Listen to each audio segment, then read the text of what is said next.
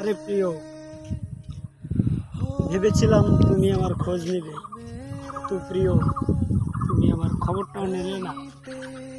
তোমার একটা কষ্টের সময় বা একটা সুখের সময় গেছে, তারপরেও যে তুমি আমাকে একটাবারও খোঁজ নিলে না, এর চাইতে বড় দুঃখ বা বড় কষ্ট আর জীবনে হয় না।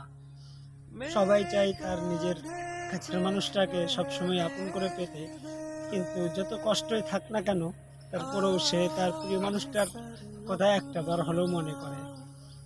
কিন্তু প্রিয়, তুমি আজকে দেখো, তুমি অনেক কিছুই করেছো, যার মধ্যে আমার রাগটা কিছুই ছিল না।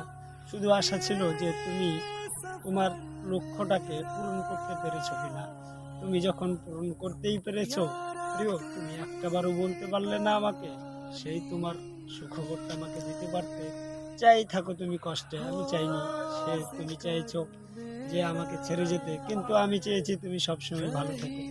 এর চাইতে বেশি কষ্টময় বিষয় হচ্ছে কি জানো, আজকে আমি চিন্তা করলাম অনেক দিন পর যে প্রিয় মানুষটা আমার ছেড়ে গেছে, তারপরেও সে আমার তার রেজাল্টের কথা বলবে, কিন্তু সেই প্রিয় মানুষটা একটাবারও খোঁজ নিল না সে আমার রেজাল্টের কথাটা শোনাবে বলে।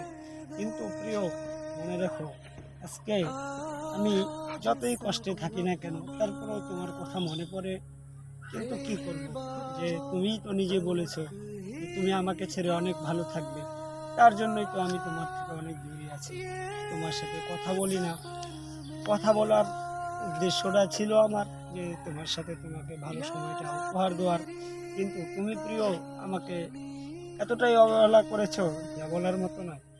কিন্তু প্রিয়, আজকের এই অবহেলার পর থেকে ভাববো যে আমার প্রিয় মানুষ ছিল, কিন্তু বর্তমানে আমি যা করব আর আগেকার ভবিষ্যৎ নিয়ে আমার কোনো যায় আসে না। তারপরেও অতীত নিয়ে আমি কথা বলতে চাই না। তবে প্রিয়, একটা কথাই বলার ছিল, তুমি প্রিয় পারতে আমাকে সেই সুখবরটা জানাতে, কিন্তু তুমি প্রিয় শোনালে না আমাকে। আজকের পর থেকে তোমাকে আমি বলে দিচ্ছি, তুমি হয়তো বা আমার সেই ভিডিওটা তুমি দেখবে, কিন্তু প্রিয় আজকের পর থেকে কোনোদিনও আমার কোনো কিছু তুমি দেখতে পারবে না। চাই তুমি ভালো থাকো, সুখে থাকো। আজকের পর থেকে তোমার অতীত আমার কাছে আর ছিল না, আমি আজকের পর থেকে সব কিছুই মুছে দেব।